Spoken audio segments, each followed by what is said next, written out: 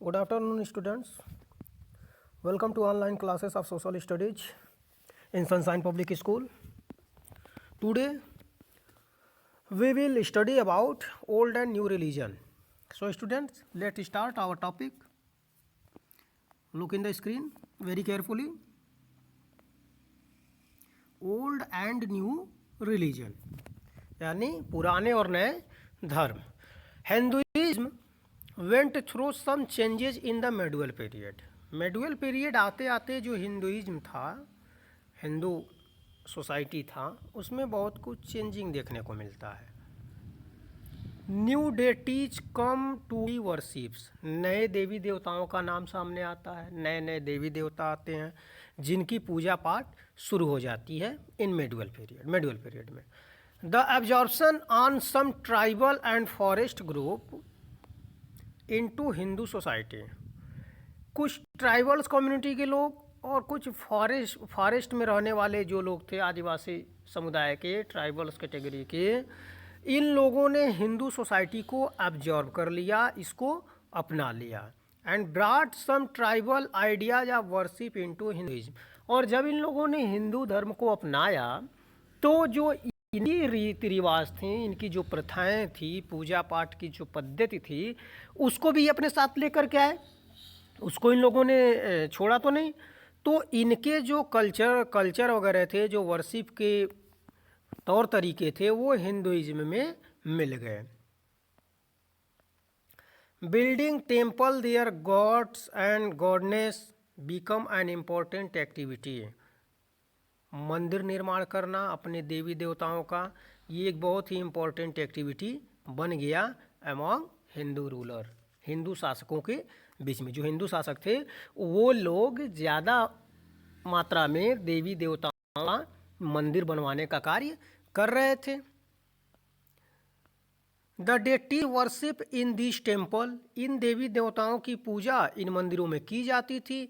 Often represented the qualities that an ideal ruler was expected to have. और जो मंदिर बनाए जाते थे, वो जो भी रूलर्स होते थे, वो चाहते थे कि हम इससे भी, अगर पिछला कोई रूलर मंदिर का निर्माण करवाया है, तो जो नेक्स्ट रूलर होते थे उनकी थिंकिंग ये होती थी कि वो इससे भी बेहतर, इससे भी बेस्ट तरीके का मंदिर बनवाएं और एक आइडियल टेम्पल्स हो जहाँ पे पूजा पाठ का सिस्टम चल रहा है. रूलर आल्सो पैट्रोनाइज्ड लर्न ब्राह्मण and granted them tax free land. शासक जो होते थे, ये लोग क्या करते थे, ब्राह्मणों को टैक्स फ्री लैंड्स दिया करते थे, भूमि अनुदान में देते थे, ग्रांटेड करते थे. जैसे किस राज दरबार के अगर राजा के लड़के, मंत्री के लड़के वगैरह शिक्षा प्राप्त करने ब्राह्मणों के पास जाते थे, तो उनके शिक्षण शुल्क के एवज में उनको भूमि ग्रांट पर दी जाती थी. वो भी जो उनको टैक्स दिया जाता था, उस पर किसी भी प्रकार, जो भूमि दिया जाता था उस पर किसी भी प्रकार का टैक्स नहीं लिया जाता था, कोई टैक्स नहीं लगता था, ये पूरी तरह से टैक्स फ्री होते थे. दस मेनी ब्राह्मण बिकम वेल्दी एंड पावरफुल. परिणाम यह हुआ कि बहुत सारे जो ब्राह्मण कैटेगरी के लोग थे, ये वेल्दी हो गए और पावरफुल होते चले गए. They used their power to make the caste rule and religious norm very rigid. इन लोगों ने क्या किया, अपने पावर का प्रयोग जो है गलत तरीके से किया. इन लोगों ने अपने पावर का प्रयोग करके मेक द कास्ट रूल, इन्होंने जातिवादी व्यवस्था को बनाया, जातिवाद को और मजबूत किया. And religious norm very rigid, और धार्मिक जो रीति रिवाज थे, धार्मिक जो मान्यताएं थी, जो धार्मिक क्रियाकलाप थे, इसको इन लोगों ने बहुत ज़्यादा रिजिड बना दिया. मेडुअल पीरियड में आएंगे तो देखेंगे नियर अबाउट 1000 के आसपास में, वहाँ पे जो शुद्ध कैटेगरी के लोग थे, उनको मंदिरों में जाने की अनुमति नहीं थी. इस बारे में मैं आप लोगों को क्लास 6 में बताया था, जो लोअर कास्ट थे उनको क्या क्या प्रॉब्लम फेस करने पड़ते थे. बाद में मैं फिर इस पर डिस्कस कर लूँगा. तो ये ब्राह्मण समुदाय के लोगों ने सोसाइटी को और रिजिड बनाने का कार्य किया. इसमें एक मेडुअल पीरियड में जब मुस्लिम जो आक्रमणकारी थे हिंदुस्तान में आए और हिंदुस्तान पर आक्रमण करके यहाँ के कुछ भूभागों पर जब कब्जा किया, तो उनके रीति रिवाज और थे. बेसिकली वो अरब से आए थे, तुर्क से आए थे. इन लोगों ने अपना कल्चर भी लेकर आया था अपने देश, और अपनी संस्कृति लेके आए थे और अपने रिलीजियस थॉट को भी लेकर आया था। तो इन लोगों ने हिंदुस्तान में अपना धर्म का प्रचार प्रसार शुरू किया और उनके धर्म का नाम था इस्लाम, इस्लाम धर्म। Islam the religion of Muslim, इस्लाम जो है मुस्लिमों का एक धर्म है। Arose the Arabia in the 7th century AD, और इसका जन्म अरब देश में 7वीं शताब्दी के आसपास हुआ था। Islam is centered on the belief in one God, इस्लाम धर्म की सबसे प्रमुख विशेषता जो है वो ईश्वर के सिर्फ एक रूप को मानते हैं, यानी इनका कहना है कि ईश्वर एक है और वो निराकार है। अल्लाह, जिनको ये लोग अल्लाह के नाम से पुकारते हैं, and the teaching of his last prophet, और इस्लाम धर्म के जो अंतिम पैगंबर थे जिन्होंने इस्लाम धर्म का प्रचार प्रसार का कार्य उठाया था, इनके जो अंतिम पैगंबर थे उनका नाम था मोहम्मद साहब। मोहम्मद साहब इस्लाम धर्म के अंतिम पैगंबर थे। These technique are contained in the holy book called Quran, पैगंबर मोहम्मद साहब ने जो अपनी शिक्षाएं दी हैं अपने धर्म के बारे में, लोगों के जीवन शैली के बारे में जो भी शिक्षा दी है, उनकी इन शिक्षाओं को इनके धर्म ग्रंथ में संकलित किया गया है और उसका नाम है कुरान। यानी मुस्लिम धर्म का जो पवित्र धर्म ग्रंथ है वो कहलाता है कुरान, कुरान पाक। आफ्टर प्रॉफिट महमूद डेथ, जब संत मोहम्मद साहब की डेथ हो गया, एक खलीफा succeeded him as the religious and political head of the Muslim community. इनके मृत्यु के बाद सबसे पहले खलीफा कहा गया, बाद में उसको खलीफा कहा जाने लगा। इनके जो उत्तराधिकारी हुए उनको खलीफा कहा गया, और ये जो खलीफा होते थे ये रिलीजियस एंड पॉलिटिकल हेड, धार्मिक नेता, पूरे विश्व के धार्मिक नेता होते थे इस्लाम धर्म के, और इसके अलावा राजनीतिक रूप से भी ये सबसे सर्वोच्च माने जाते थे मुस्लिम कम्युनिटी में। Later the community split into 2 major section, बाद में ये जो मुस्लिम कम्युनिटी का जो धर्म था इस्लाम धर्म, ये 2 पार्ट में डिवाइड हो गया। पहले को कहा गया सिया, एंड दूसरा जो टर्म बना वो हुआ सुन्नी, यानी मुस्लिम समुदाय 2 भागों में विभाजित हुआ, एक को सिया कहा जाता है और दूसरे को सुन्नी कहा जाता है। आप लोग लगभग जानते होंगे, जितने भी मुस्लिम स्टूडेंट्स हैं, मुस्लिम कम्युनिटी को बिलोंग करने वाले लोग हैं, उन सभी लोगों को पता होगा। सिया कौन थे और सुन्नी कौन थे, उसमें देखते हैं हम लोग। द सिया रिगार्ड मोहम्मद सन इन ला, जो सिया थे वो मोहम्मद साहब के सन इन ला यानी उनके दामाद जो अली थे, as the prophet true successor, यानी सिया लोगों का विश्वास ये था कि मोहम्मद साहब के दामाद अली जो हैं वो मोहम्मद साहब के प्रमुख उत्तराधिकारी हैं, और इनके विचारों को फॉलो करने वाले लोग जो थे वो सिया कहलाए। दे बिलीव दैट ए खलीफा is appointed by divine will, इन लोगों का ये विश्वास था कि खलीफा की जो नियुक्ति होती है वो ईश्वर द्वारा प्रदत्त होती है, यानी दैवी खलीफा जो होते हैं उनके पास दैवी शक्ति होती है और उनको ईश्वर से, अल्लाह के अनुमति से ही अपॉइंट किया जाता है। दूसरे जो कम्युनिटी थी वो थी सुन्नी। द सुन्नी बिलीव द खलीफा should be chosen by the whole community, सुन्नी जो थे दैट ए खलीफा, बिलीव दैट ए खलीफा, या खलीफा पर विश्वास करते थे।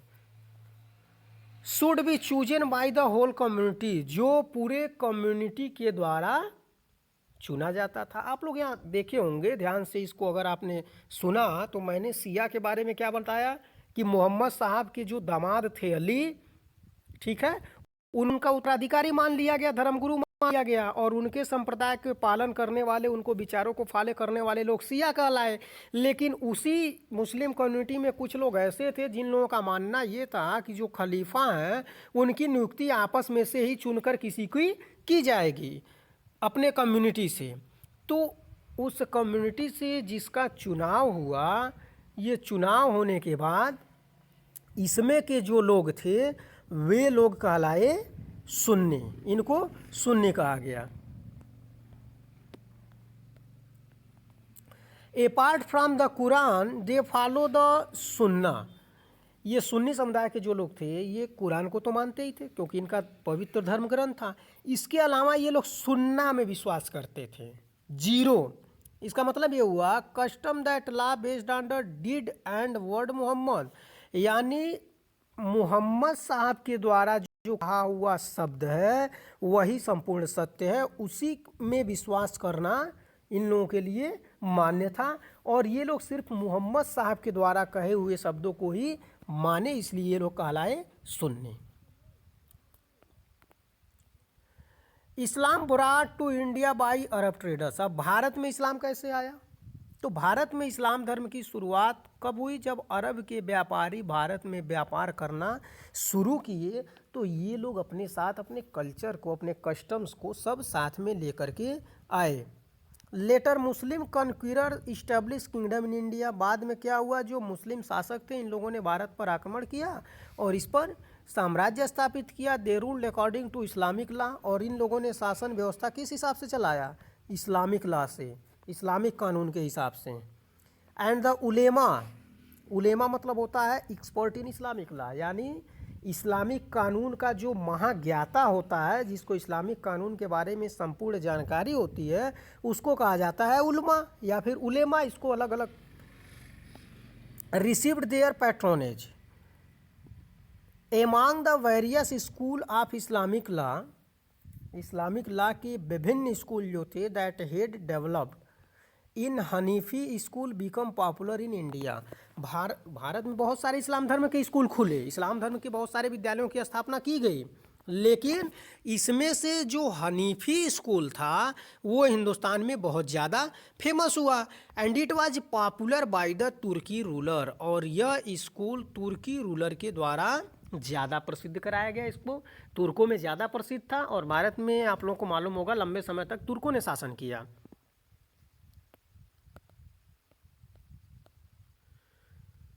नेक्स्ट हमारा टॉपिक है फैथ बेस्ड ऑन डिवोशन। इसमें देखेंगे हम भक्ति movement. Toward the end of the ancient period, जब एंशिएंट पीरियड की समाप्ति होती है, एंशिएंट पीरियड की समाप्ति के बाद around the seventh century AD, sorry student, 7th century AD, लगभग 712 ईस्वी तक आते आते 712 एडी तक जो एंशिएंट टाइम था वो समाप्त हो गया। मैं आपको जब ये चैप्टर शुरू किया था तभी मैं बताया था आप लोगों को कि इंडियन हिस्ट्री को 3 कैटेगरी में डिवाइड किया गया है, ancient history, modern history and medieval history में। और मैंने इसका टाइमिंग भी आप लोगों को बताया था कि ह्यूमन का जब से जन्म हुआ है तब से ले करके 712 एडी तक आपका एंशिएंट हिस्ट्री था, और इसके अलावा जब आप 712 एडी से लेकर के 1707 के बीच का जब शासनकाल पढ़ते हैं इसको मेडिवल हिस्ट्री कहा जाता है, और जब 1707 से लेकर के अब तक का जो इतिहास आप पढ़ते हैं इसको कहा जाता है मॉडर्न हिस्ट्री।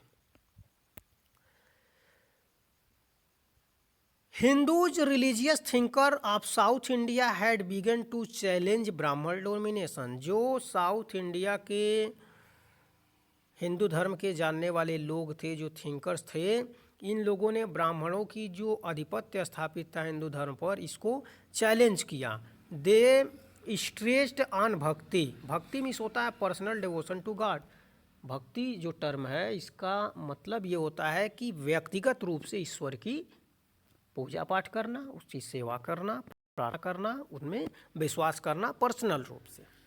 तो ब्राह्मणों के प्रभुत्व को इन लोगों ने अस्वीकार कर दिया और इसके खिलाफ इन लोगों ने भक्ति मूवमेंट शुरू किया without the help of any middle man such as priest. और इन लोगों ने ये बताया कि अगर आप ईश्वर की पूजा पाठ करते हैं तो उसमें किसी मिडिल मैन की आवश्यकता नहीं है, बीच के आदमी की, चाहे वो कोई भी साधु संत हो, कोई पंडित हो, कोई प्रीस्ट हो, इसकी आवश्यकता नहीं है। आप व्यक्तिगत रूप से ईश्वर की सेवा कर सकते हैं। दिस इज कॉल्ड भक्ति, इसी को कहा गया भक्ति। ये भक्ति संतों का मानना था।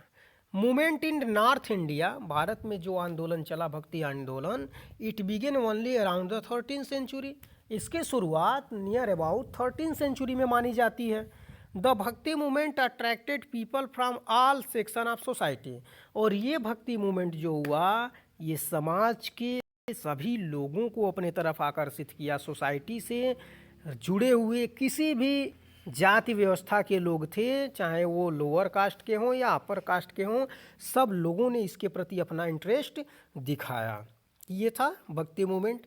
नेक्स्ट आप देखेंगे सूफीज्म, सूफीवाद। ये इस्लाम धर्म का ही एक पार्ट है सूफीज्म।